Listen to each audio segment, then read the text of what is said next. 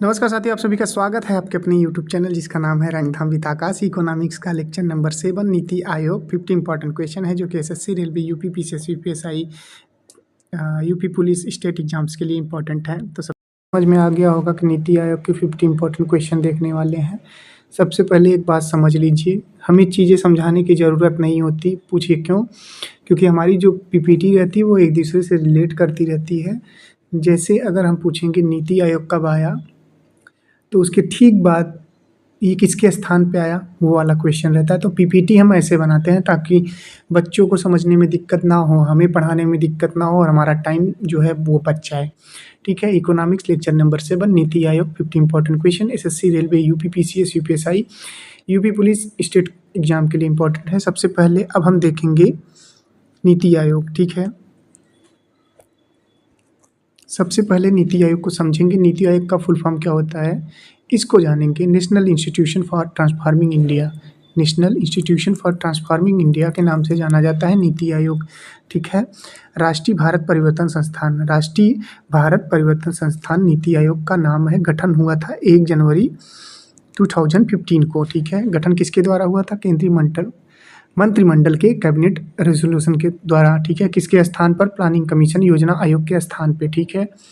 मुख्य भूमिका भारत सरकार का apex public policy think tank तथा सेंटर स्टेट पॉलिसी कोऑर्डिनेशन का प्रमुख संस्थागत मंच। ठीक है। एग्जाम को लेकर बहुत बच्चों में कन्फ्यूजन होता है। देखिए यहाँ पे क्या है, 15 अगस्त 2014 को प्रधानमंत्री नरेंद्र मोदी जी ने स्वतंत्रता दिवस के भाषण में प्लानिंग कमीशन को बदलने की आवश्यकता की घोषणा की थी। 1 जनवरी 2015 को कैबिनेट रिजोल्यूशन द्वारा नीति आयोग का गठन किया। इसलिए नीति आयोग का गठन अगर आपसे पूछे तो क्या बताना है आपको? 1 जनवरी 2015, 1 जनवरी 2015 ये बताना है आपको। ठीक है। चलो इंपॉर्टेंट क्वेश्चन स्टार्ट करते हैं। हमारा आ गया इंपॉर्टेंट क्वेश्चन। पहला क्वेश्चन है नीति आयोग का पूरा नाम क्या है? ये तो हम सभी जानते हैं, नीति आयोग का पूरा नाम है national institution for transforming India. ठीक है। ये 2015 में आया। ये समझ में आ गया होगा। ऑप्शन नंबर बी आपका राइट हो गया। और कौन सा नंबर? Option number B. ठीक। चलो आगे बढ़ते हैं, अगला क्वेश्चन देखते हैं। बोले थे ना एक दूसरे से रिलेट करते हैं, तो चीज़ें मुझे समझाने की ज़रूरत नहीं है बाबू। मैं तुमको जल्दी जल्दी पढ़ाता चलूँगा, जल्दी जल्दी रिवीजन होता जाएगा। और ये क्वेश्चन इम्पोर्टेंट भी हैं और हल्के भी हैं। हल्के का मतलब ये है कि बहुत आसानी से आप लोग याद कर सकते हैं।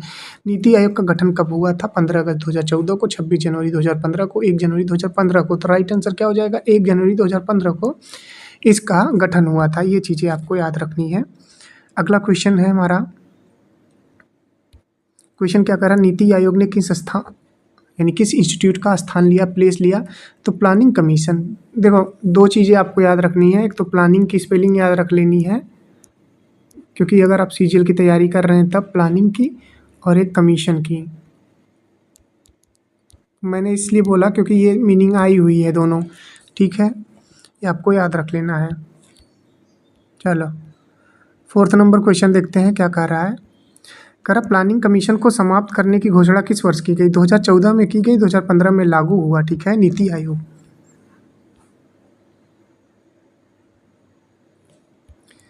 कह रहा नीति आयोग किस प्रकार की संस्था है? संवैधानिक, वैधानिक, गैर संवैधानिक एवं गैर वैधानिक संस्था।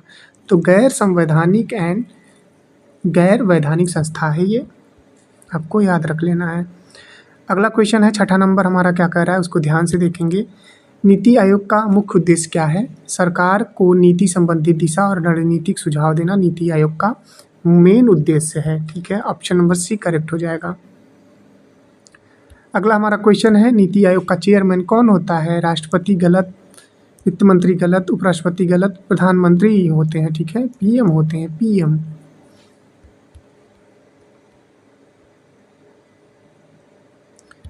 अगला हमारा क्वेश्चन है 2026 में नीति आयोग के चेयरपर्सन कौन है? अमित शाह, राजनाथ सिंह गलत है, अशोक कुमार लाहिड़ी ये तो गलत है। ठीक है। नीति आयोग के चेयरपर्सन कौन है? नरेंद्र मोदी जी हैं। ठीक है। ऑप्शन नंबर बी आपका यहाँ पे करेक्ट हो जाएगा। अभी बताएंगे, परेशान मत होइएगा। कौन इस समय क्या कौन है? गृह मंत्री कौन है? वित्त मंत्री कौन है? रक्षा मंत्री कौन है? अशोक कुमार लाहिड़ी कौन है? ये सारी चीज़ें मैं आगे चर्चा करूँगा बाबू।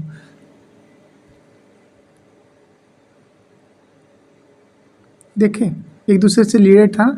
2026 में नीति आयोग के वाइस चेयरपर्सन कौन है? राजीव कुमार नहीं, सुमन बेरी काड़तो, अरविंद पनगड़िया नहीं, अशोक कुमार लाहिड़ी जी। ठीक है, ऑप्शन नंबर सी करेक्ट हो जाएगा।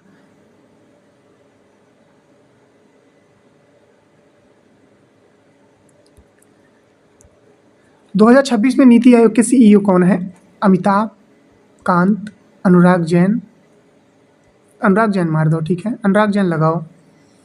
राजीव कुमार हटा दो यार, परमेश्वरन अय्यर हटा दो। नीति आयोग के सीईओ कौन है? अनुराग जैन। अगला हमारा क्वेश्चन है, नीति आयोग का सीईओ किसके द्वारा नियुक्त किया जाता है? राष्ट्रपति, संसद, प्रधानमंत्री, वित्त आयोग? प्रधानमंत्री द्वारा। Option number C. कह रहा नीति आयोग का मुख्यालय कहाँ है? मुंबई, कोलकाता, नई दिल्ली, चेन्नई? तो right answer new Delhi. NITI Aayog.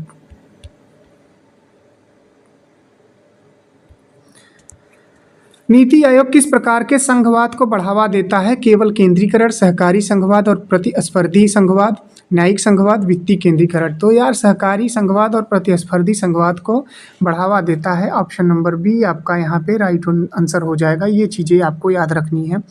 हम अगले क्वेश्चन की ओर बढ़ते हैं। 14 नंबर क्वेश्चन हमारा क्या कह रहा है? कह रहा है कोऑपरेटिव फेडरलिज्म का अर्थ क्या है? केंद्र और राज्यों का सहयोग। ठीक है, केंद्र और राज्यों का सहयोग हो जाएगा, कोऑपरेटिव फेडरलिज्म कहलाता है।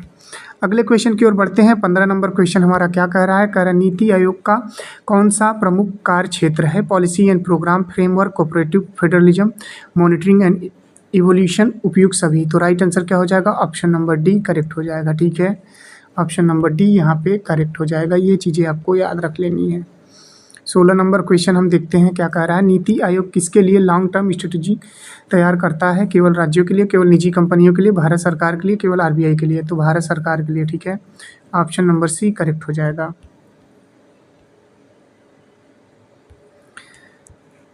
क्या नीति आयोग केंद्र सरकार को स्ट्रेटेजिक एडवाइस देता है? क्या नीति आयोग केंद्र सरकार को स्ट्रेटेजिक एडवाइस देता है? हाँ भाई देता है, बिल्कुल देता है। ये काटो यार, बी सी डी काट दो, सारी चीज़ें आपको पता चलेंगी। 18 नंबर क्वेश्चन है, नीति आयोग राज्यों को किस प्रकार की सहायता दे सकता है? तो strategic, technical, policy. Strategic advice, technical advice, policy advice या पॉलिसी सपोर्ट दे सकता है। ठीक है, पॉलिसी के साथ एडवाइस नहीं, पॉलिसी सपोर्ट देगा। उपयुक्त सभी मार दो।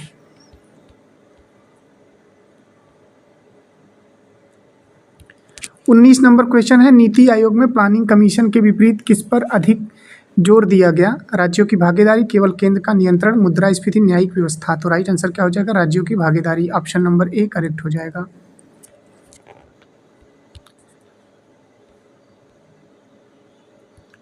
बीस नंबर क्वेश्चन है, नीति आयोग का गवर्निंग काउंसिल किस उद्देश्य से महत्वपूर्ण है? राज्यों और केंद्रों के बीच पॉलिसी डायलॉग से। ठीक है, राज्यों और केंद्रों के बीच पॉलिसी डायलॉग से। ठीक है, ये डायलॉग वाली स्पेलिंग याद कर लेना यार। सीजीएल की तैयारी कर रहे हो तो भाई डायलॉग वाली स्पेलिंग याद करना है, DIALOGUE। ठीक है, डायलॉग। अब गवर्निंग काउंसिल से क्वेश्चन देख लेते हैं। हमारा इंपॉर्टेंट क्या कह रहा है? कह रहा है नीति आयोग का गवर्निंग काउंसिल पहली बार कब गठित हुआ? जनवरी 2015 काट दो, फरवरी 2015 में। ठीक है, ऑप्शन नंबर बी मारो यहाँ पे राइट आंसर।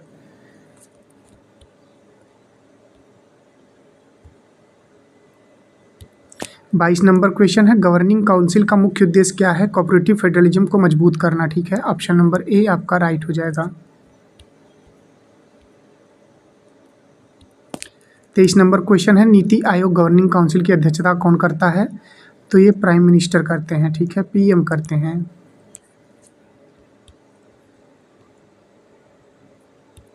अगला हमारा क्वेश्चन है, गवर्निंग काउंसिल में राज्यों के कौन शामिल होते हैं? सभी राज्यों के चीफ मिनिस्टर्स, केवल राज्यपाल, केवल चीफ सेक्रेटरीज, केवल फाइनेंस मिनिस्टर्स? तो राइट आंसर क्या हो जाएगा? सभी राज्यों के चीफ मिनिस्टर शामिल होते हैं। ठीक है, ऑप्शन नंबर ए।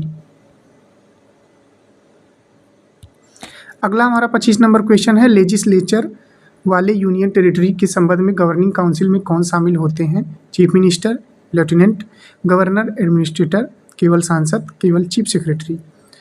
तो लेजिस्लेचर वाले यूनियन टेरिटरी के संबंध में गवर्निंग काउंसिल में कौन शामिल होते हैं? चीफ मिनिस्टर यार, चीफ मिनिस्टर शामिल होते हैं, ठीक है, मुख्यमंत्री लोग शामिल होते हैं।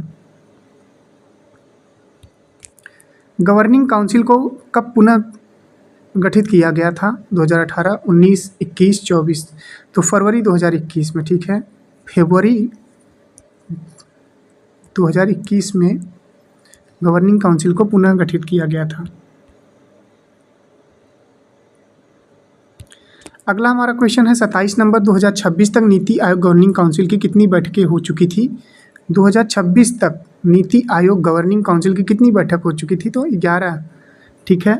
ये चीज़ें तो आपको याद करनी पड़ेगी ना। 11 जून 2026 को हुई है, ठीक है, 11वीं बैठक। फिर से आएगा गवर्निंग काउंसिल की 11वीं बैठक, अब तक 2026 तक 11वीं बैठक हो चुकी है। तो आपको याद कर लेना है कि 11वीं बैठक किस तारीख को हुई थी। 2026 का इंपॉर्टेंट क्वेश्चन है, मैं लिख देता हूँ। ये क्वेश्चन किसी न किसी रेलवे एसएससी वाले शिफ्ट में ये टकराएगा क्वेश्चन। तो 11 जून 2026 आपका करेक्ट आंसर हो जाएगा, 11 जून 2026, ऑप्शन नंबर सी, ठीक। 29 नंबर क्वेश्चन है, 11वीं गवर्निंग काउंसिल मीटिंग का थीम क्या था? तो यार इंक्लूसिव ह्यूमन डेवलपमेंट फॉर विकसित भारत @2047, ठीक, ऑप्शन नंबर बी। थीम आप लोगों ने देख लिया। 11वीं गवर्निंग काउंसिल मीटिंग कहाँ आयोजित हुई? संसद भवन, विज्ञान भवन, Rashtrapati Bhavan, cultural Chilton, new Delhi, Bharat Mandapam. तो यार ये ऑप्शन नंबर सी में हुआ, ठीक है, Rashtrapati Bhavan, cultural centre, new Delhi.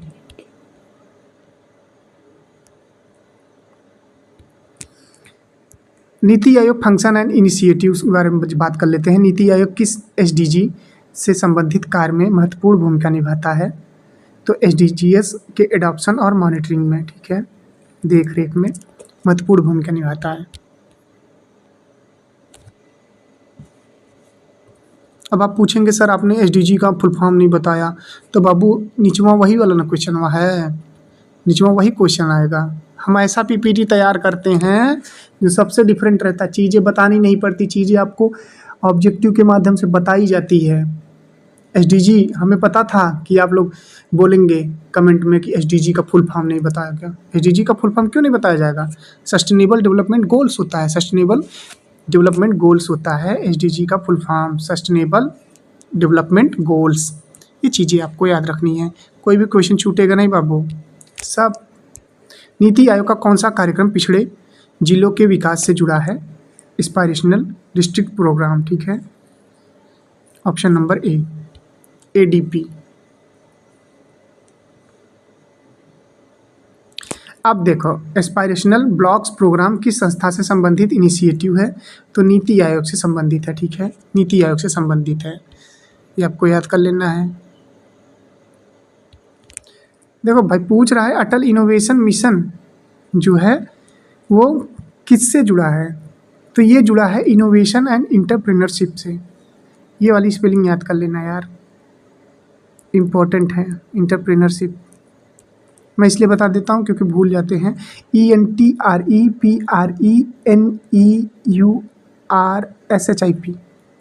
Entrepreneurship, ठीक है। अटल इनोवेशन मिशन किससे जुड़ा है? तो इनोवेशन एंड इंटरप्रेन्योरशिप से।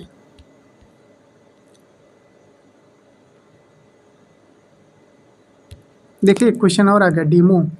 डेमो का पूरा नाम क्या है? Development monitoring and evolution organisation, development monitoring and evolution organisation, option number A correct हो जाएगा। डेमो इसका करेक्ट आंसर हो जाएगा। अगला क्वेश्चन है NILERD किससे संबंधित है? तो ये national institute of labour economics research and development से संबंधित है, ऑप्शन नंबर ए करेक्ट हो जाएगा, ठीक है। 38 नंबर क्वेश्चन है नीति आयोग में मॉनिटरिंग एंड इवोल्यूशन क्यों महत्वपूर्ण है? तो योजनाओं और कार्यक्रमों की प्रोग्रेस तथा आउटकम को समझने के लिए, ठीक है, ऑप्शन नंबर ए आपका करेक्ट हो जाएगा।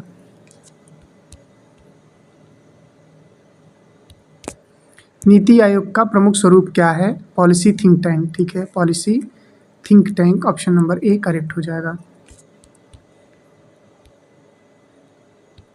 नेक्स्ट क्वेश्चन है, नीति आयोग किस प्रकार की पॉलिसी एडवाइस देता है?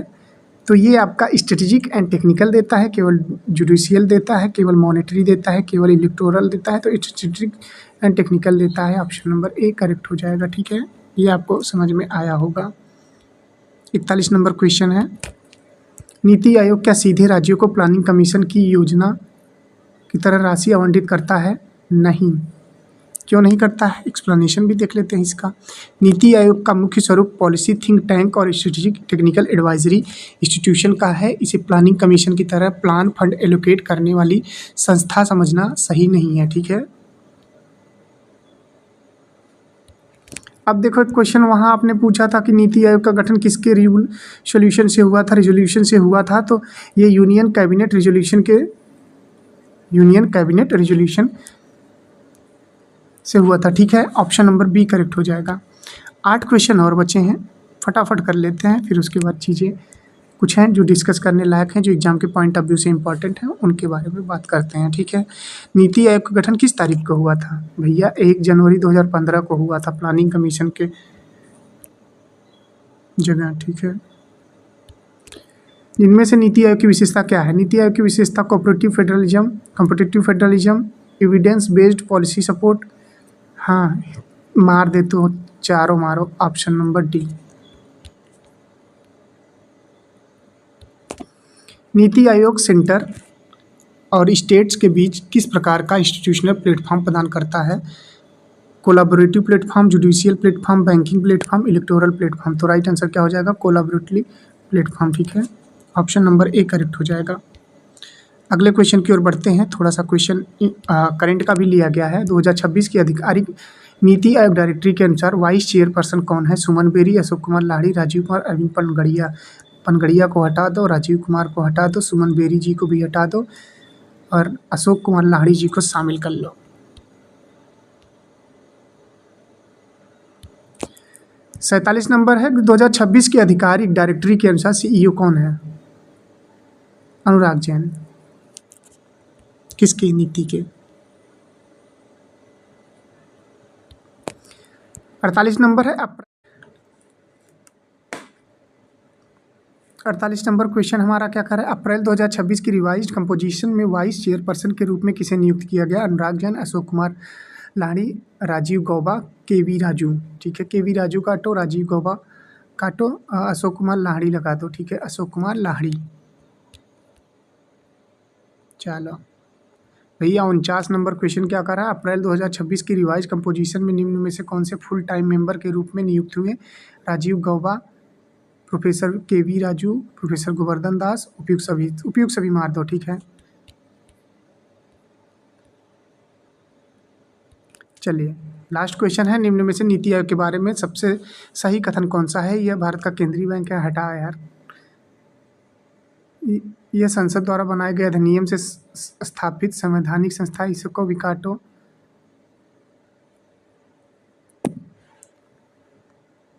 ठीक है, ऑप्शन नंबर सी क्या कह रहा है? एपेक्स पॉलिसी थिंक टैंक है और सेंटर स्टेट कोलैबोरेशन तथा पॉलिसी इनपुट्स में महत्वपूर्ण भूमिका निभाता है। तो ऑप्शन नंबर सी करेक्ट मार दो। ऑप्शन नंबर सी करेक्ट मार दो। यह केवल राज्य में ये बजट को मंजूरी देता है, इसको काटो यार। ऑप्शन नंबर सी लगाओ यहाँ पे। ठीक है, सबसे सही है। एपेक्स पॉलिसी थिंक टैंक और सेंटर स्टेट कोलैबोरेशन तथा पॉलिसी इनपुट में महत्वपूर्ण भूमिका निभाता है। ठीक है, अब कुछ ऐसे क्वेश्चन हैं जो कि इंपॉर्टेंट है। नीति आयोग की बात करेंगे तो national institution for transforming India, गठन 1 जनवरी 2015। गठन का आधार क्या था? Union cabinet resolution. Planning commission के स्थान पर गठन हुआ था। प्लानिंग कमीशन को बदलने की घोषणा 15 अगस्त 2014 को किया गया। चेयरपर्सन प्रधानमंत्री 2026 चेयरपर्सन नरेंद्र मोदी जी हैं। Vice chairperson Ashok Kumar Lahiri. और 2026 सीईओ कौन है? नीति आयोग के अनुराग जैन। गवर्निंग काउंसिल पहली बार फरवरी 2015 में हुई। गवर्निंग काउंसिल पुनर्गठन फरवरी 2021 में। 11वीं गवर्निंग काउंसिल मीटिंग 11 जून 2026 को हुई। 11वीं नीति आयोग या बैठक की थीम क्या थी? इंक्लूसिव ह्यूमन डेवलपमेंट फॉर विकसित भारत @2047। नीति आयोग का मुख्य विचार क्या है? Cooperative plus competitive federalism. NITI Aayog का स्वरूप क्या है? Apex policy think tank. ठीक है, सबसे जरूरी याद करने वाली चीज़ क्या है? 15 अगस्त 2014 घोषणा की गई, 1 जनवरी 2015 को नीति आयोग का गठन किया गया। तो ये थे हमारे important question. I hope class आपको बहुत मज़ा आया होगा।